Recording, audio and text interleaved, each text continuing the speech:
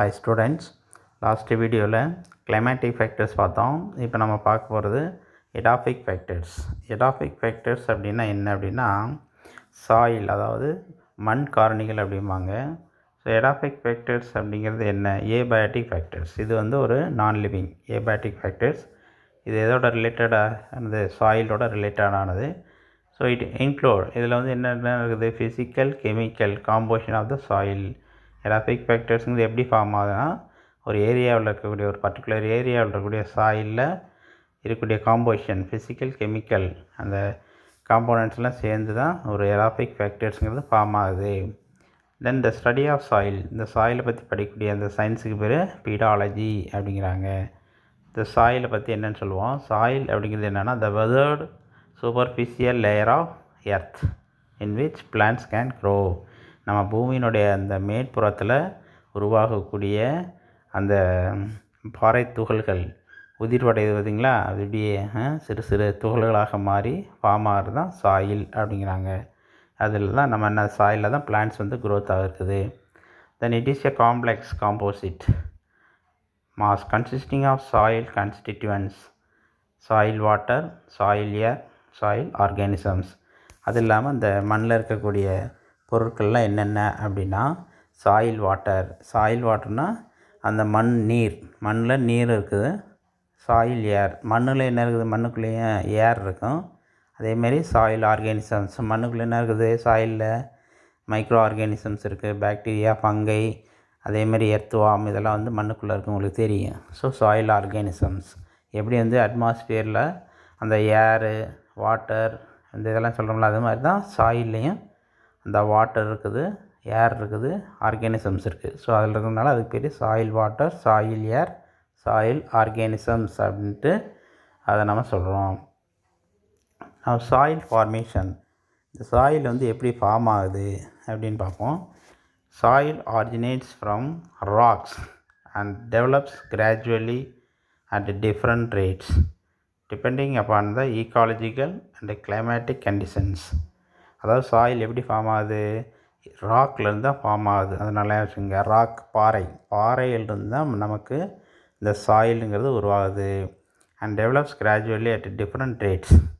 அந்த soil formation வந்து எப்படின்னா ஒரு டிஃப்ரெண்ட் ரேட், அதாவது கிராஜுவலாக வந்து அதனுடைய ஃபார்மேஷன் எப்படின்னா எதை டிபெண்ட் பண்ணியிருக்குதுன்னா upon the ecological climatic conditions. அது இருக்கக்கூடிய அந்த ஈக்காலஜிக்கல் சுற்றுச்சூழல், அந்த சுற்றுச்சூழலினுடைய கண்டிஷனுக்கு தகுந்த மாதிரி, அதேமாதிரி அந்த கிளைமேட்டிக் கண்டிஷன்ஸ், அந்த காலநிலைக்கு தகுந்த மாதிரி அந்த சாயில் ஃபார்மேஷன் நடக்குது, கிராஜுவலாக நடக்குது. புரியுதுங்களா? இப்போ ஒரு ஏரியாவில் வந்து அதிகமாக காற்றடிக்குது, அல்லது அந்த டெம்பரேச்சரு, லைட்டு, இந்த வேரியேஷன்ஸ் மூலமாக என்ன ஆகுதுன்னா அந்த ஏரியாவில் இருக்கக்கூடிய அந்த பாறைகள்லாம் என்ன செய்யுது? இப்போ பயங்கரமாக ஒரு புயல் காற்றடிக்கிறப்ப பாறைகள்லாம் என்ன அது ஒன்றோட ஒன்று அப்படியே உரசி மோதி சிறு சிறு கற்களாக மாறி சின்ன சின்ன துகள்களாக மாறி சாயில் ஃபார்ம் ஆகுது பார்த்திங்களா. அப்போ சாயில் ஃபார்மேஷன் எதை டிபெண்ட் பண்ணியிருக்குதான்? அங்கே இருக்கக்கூடிய கிளைமேட்டிக் அண்டு அந்த ஈக்காலஜிக்கல் கண்டிஷனை பேஸ் பண்ணி தான் அதனுடைய ஃபார்மேஷன் இருக்குது அப்படிங்கிறாங்க. So then soil formation is initiated by the weathering process. Weathering ப்ராசஸ்ங்கிறது உங்களுக்கு சொல்லியிருக்கேன் பார்த்திங்களா, உதிர்வடைதல். அப்படி என்ன சொல்லாங்க, ஒன்றோட ஒன்று மோதி உதிர்வுகள், அதாவது சிறு சிறு துகள்களாக மாறாத பொறுத்து தான் இந்த அது ஸ்டார்ட் ஆகுது. அப்புறம் பயாலஜிக்கல் வெதரிங், அதாவது லிவிங் ஆர்கானிசம் மூலமாக எப்படி சார் இந்த சாயில் ஃபார்மேஷன் நடக்குது அப்படின்னா, ஸோ இந்த லிவிங் ஆர்கானிசம்ஸ் எப்படி? For example bacteria, fungi, lichens, plants. So இதெல்லாம் என்ன பண்ணுதுன்னா சாயில் ஃபார்மேஷனில் ஹெல்ப் பண்ணுதான். எப்படி சார் இந்த ஆர்கானிசம்ஸ் ஹெல்ப் பண்ணுது அப்படின்னா, அதாவது இந்த break down of rocks through the production of acids and certain chemical substances. So இந்த ஆர்கானிசம்ஸ் இப்போ நம்ம மண்ணில் இந்த பாக்டீரியா, ஃபங்கை, லைக்கன், பிளான்ட் சொல்கிறோம் பார்த்திங்களா, இதெல்லாம் என்னென்னா தே செக்ரீட், தே ப்ரொடியூஸ் ஆசிட்ஸ். இந்த ஆர்கானிக்ஸ் என்ன பண்ணுது? ஆசிட்ஸை வந்து ப்ரொடக்ஷன் பண்ணுது. அதேமாதிரி கெமிக்கல் சப்ஸ்டன்ஸ் ப்ரொடக்ஷன் பண்ணுது. ஸோ இந்த ஆசிட்டு, கெமிக்கல் சப்ஸ்டன்ஸ்லாம் என்ன ஆகுது? பாறைகள் மேலே வந்து ஆக்ட் பண்ணுறப்ப அந்த பாறையில் என்ன ஆகுது? பிரேக் டவுன் ஆகி அந்த பாறை என்ன ஆகுது? ஸ்மால் பார்ட்டிகல்ஸாக கன்வெர்ட் ஆகி அது என்ன ஆகுது? சாயில் ஃபார்மேஷனாக போகுது. அப்போ இந்த மைக்ரோ ஆர்கானிசம்ஸ் அதில் சாயில் ஃபார்மேஷனில் ஒரு முக்கியமான பார்ட்டிசிபேட் பண்ணுது அப்படிங்கிறாங்க. புரியுதுங்களா? ஸோ இது வந்து சாயில் ஃபார்மேஷனில் ஒரு பார்ட். அப்புறம் இந்த சாயில் டைப்ஸ், நம்ம லேண்டில் வந்து பார்த்திங்கன்னா டைப்ஸ் ஆஃப் சாயில் என்னென்ன அப்படின்னு பார்ப்போம். சாயில் டைப்ஸ், அந்த சாயில் டைப் அப்படிங்கிறதுல based on the soil formation, அந்த சாயில் ஃபார்மேஷன் ஆகக்கூடிய ப்ராசஸ், அந்த மெத்தடை பேஸ் பண்ணி சாயில்ஸ் என்னன்றாங்க ஒரு 2 டைப்ஸாக பிரிக்கிறாங்க. ஸோ இந்த சாயில் ஃபார்மேஷனுக்கு என்ன பேர்? பீடோஜெனிசிஸ். ஜெனிசிஸ் அப்படின்னாலே ஃபார்மேஷன், அந்த எந்த இடத்துல வந்தாலும் நல்லா வச்சுங்க, ஜெனிசிஸ்னு வந்தாலே அது ஃபார்மேஷன், ப்ரொடக்ஷன் அப்படின்னு அர்த்தம். பீடோ அப்படின்னா சாயில், அப்போ சாயில் ஃபார்மேஷனை தான் என்ன பண்ணுறாங்க? பீடோஜெனிசிஸ்ங்கிறாங்க. சரி, அதை பேஸ் பண்ணி 2 டைப்ஸ் ஆஃப் சாயில், ஒன்று வந்து ரெசிடுவல் சாயில், இன்னொன்று வந்து டிரான்ஸ்போர்ட்டட் சாயில். ரெசிடுவல் சாயில் அப்படின்னா என்னென்னா soils formed by weathering and pedogenesis of the rock. அதாவது இங்கே என்னென்னா ஒரு இடத்துல வந்து இந்த பாறைகள் வந்து ஒன்றோட ஒன்று மோதி உடஞ்சி சின்ன சின்ன துகளாக மாறி வருது பார்த்திங்களா, அதுதான் ரெசிடுவல் சாயில். ஒரு பர்டிகுலர் ஏரியாவில் ஒரு பர்டிகுலர் பிளேஸில் அந்த இருக்கக்கூடிய பெரும் பாறை கற்கள், புரியுதுங்களா, அந்த ஈக்காலஜிக்கல் கண்டிஷன் மூலமாக ஒன்றோட ஒன்று மோதி உடஞ்சி ஸ்மால் பார்ட்டிகல்ஸாக ஃபார்ம் ஆகுது பார்த்திங்களா, அந்த வெதரிங், உதிர்வடைதல், உதிருதுன்னு சொல்கிறோம் பார்த்திங்களா, அப்படியே உதிருது அப்படின்னா அது என்ன, அந்த பாறை துகள்லாம் உதிர்ந்து மண்ணாக மாறுறது. ஸோ அது ரெசிடுவல் சாயில். செகண்ட் வந்து டிரான்ஸ்போர்ட்டட் சாயில். இது வந்து என்ன, டிரான்ஸ்போர்ட்டட் பை வேரியஸ் ஏஜென்சிஸ். இதுலேயே ஆன்சர் இருக்குது. ஸோ டிரான்ஸ்போர்ட்டட் அதாவது ஒரு இடத்துல சாயில் இருக்கும், அந்த சாயில் வந்து என்ன ஆகுதுன்னா அந்த ஏஜென்சிஸ், அதாவது ஏஜென்சின்னு என்ன அர்த்தம், இப்போ திடீர்னு வந்து புயல் காற்றடிக்குது, மழை பெய்யுது.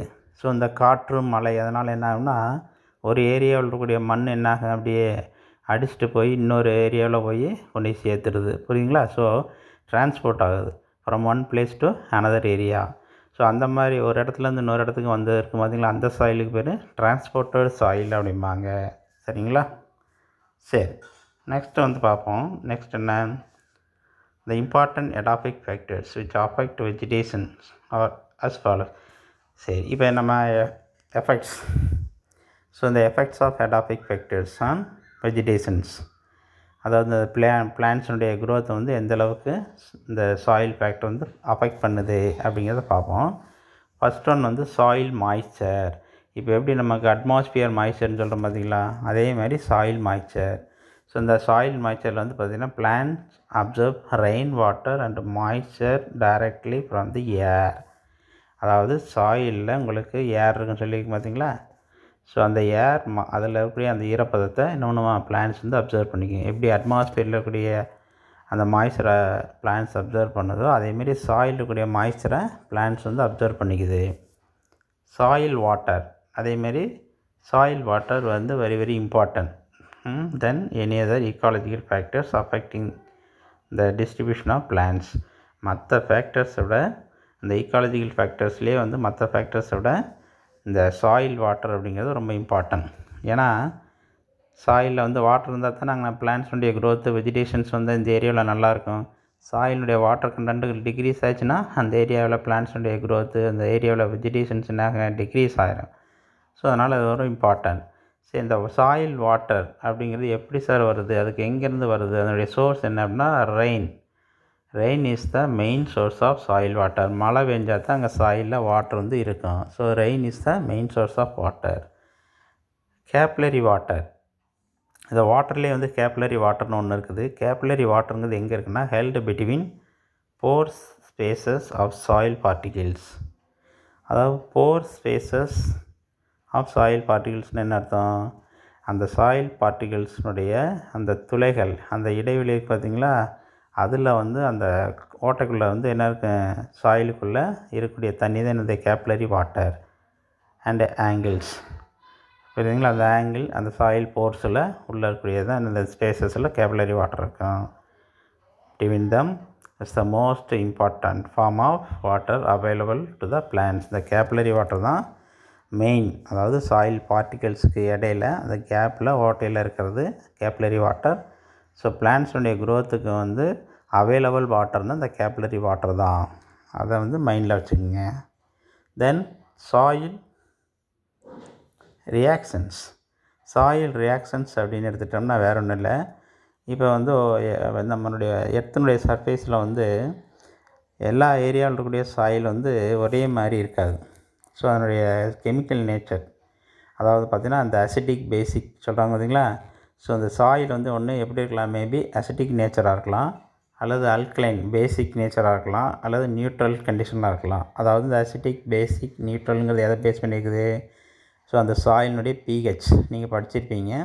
ஸோ அந்த பிஹெச்சை வந்து பார்க்குறப்ப சாயில் டெஸ்ட் பண்ணுவாங்க. ஒரு ஏரியாவில் சாயில் டெஸ்ட்டு பண்ணுறப்ப அது அசிட்டிக் நேச்சராக இருக்கா, பேசிக் நேச்சராக இருக்கா, நியூட்ரலான்னு செக் பண்ணுவாங்க. ஸோ அதுக்கு தகுந்த மாதிரி அங்கே அந்த பிளான்ட்ஸுடைய க்ரோத் வந்து இருக்கும், இல்லை அதுக்கு தகுந்த மாதிரி அங்கே க்ராப் கல்டிவேஷன் பண்ணலாம் அப்படிங்கிறத சொல்கிறது தான் அந்த சாயில் ரியாக்ஷன்ஸ். புரியுதுங்களா. ஸோ அந்த pH value of the soil, so அந்த சாயிலில் இருக்கக்கூடிய சொல்யூஷனுடைய pH value determines the availability of plant nutrients. So அதை பிஹெச்சை வந்து பேஸ் பண்ணி அங்கே நியூட்ரியன்ஸ் எவ்வளோ இருக்குன்னு கண்டுபிடிச்சிக்கலாம். ஸோ அந்த பெஸ்ட்டு அந்த பிஹெச் ரேஞ்ச் வந்து எவ்வளோ சொல்கிறாங்க, கல்டிவேஷன் ஆஃப் பிளான்ட்ஸுக்கு கிராப்ஸுக்கு 5.5 to 6.8. இது ஒரு இம்பார்ட்டன்ட். புரியுதுங்களா. ஸோ இந்த பிஹெச் வேல்யூ எவ்வளோ தான் இருக்குமா, 5.5 to 6.8. அப்போ என்ன அர்த்தம், அதாவது அசிட்டிக் பிலோ 7 என்னது அசிட்டிக். அந்த அசிட்டிக்கில் என்னது ஸ்ட்ராங்காக இருக்கா வீக்காக இருக்கா, கொஞ்சம் வீக். அதனுடைய அசிட்டிக் நேச்சர் வந்து வீக் ஆசிட்டாக இருக்கணும், அதாவது நியர்லி நியூட்ரல் பக்கமாக வந்துடுச்சு. புரியுதுங்களா. சரி, அடுத்து நெக்ஸ்ட்டு வந்து என்ன, சாயில் நியூட்ரியன்ஸ். அடுத்து என்ன சொல்கிறாங்க, சாயில் நியூட்ரியன்ஸ். சாயில் இருக்கக்கூடிய அந்த ஊட்டச்சத்து பொருட்கள்னு சொல்கிறாங்க பார்த்தீங்களா. ஸோ அது வந்து important. So the soil fertility and the productivity is the ability of soil to provide all essential plant nutrients. So the minerals and organic nutrients in the form of ions. So இந்த சாயிலில் இருக்கக்கூடிய nutrients, so எந்த அளவுக்கு nutrients அவைலபிலிட்டியாக இருக்குதோ அந்தளவுக்கு தான் அந்த சாயிலினுடைய fertility, அதேமாரி அந்த ப்ரொடக்டிவிட்டி, இதெல்லாம் வந்து டிட்டர்மினேஷன் பண்ண முடியும். ஸோ அது வந்து என்னென்னா அந்த சாயில் நியூட்ரியன்ஸ். அதில் வந்து பார்த்திங்கன்னா உங்களுக்கு என்ன சொல்கிறாங்க, மினரல்ஸ் அண்ட் ஆர்கானிக் நியூட்ரியன்ஸ். சாயிலில் இருக்கக்கூடிய மினரல்ஸ் ஆர்கானிக் நியூட்ரியன்ஸ் தான் என்ன பண்ணுறாங்க, சாயில் நியூட்ரியன்ஸுங்கிறாங்க. ஸோ அந்த மினரல்ஸ் அப்படிங்கிறது பார்த்திங்கன்னா என்ன ஃபார்மில் இருக்குது, அயான் ஃபார்மில் இருக்கணும். புரியுதுங்களா. பிளான்ட்ஸ் வந்து பார்த்திங்கன்னா ரூட்ஸு சாயிலில் இருக்கக்கூடிய அந்த நியூட்ரியன்ஸ் அப்சர்வ் பண்ணுறது என்ன ஃபார்மில் தான் அப்சர்வ் பண்ணும், அயான் ஃபார்மில் தான் அப்சர்வ் பண்ணும். புரியுதுங்களா. ஸோ அந்த அயான் ஃபார்மில் எந்த அளவுக்கு அந்த சாயில் நியூட்ரியன்ஸ் இருக்கோ அந்தளவுக்கு அங்கே ப்ரொடக்டிவிட்டி, பிளான்ட்ஸுடைய ப்ரொடக்டிவிட்டி இருக்கும் அப்படிங்கிறது தான் அதில். அப்புறம் சாயில் டெம்பரேச்சர், இது ஒரு இம்பார்ட்டன்ட். சாயிலில் என்ன இருக்குது, டெம்பரேச்சர் லெவல் இருக்குது. ஸோ அந்த temperature play and important role in the determining the geographical distribution of plants.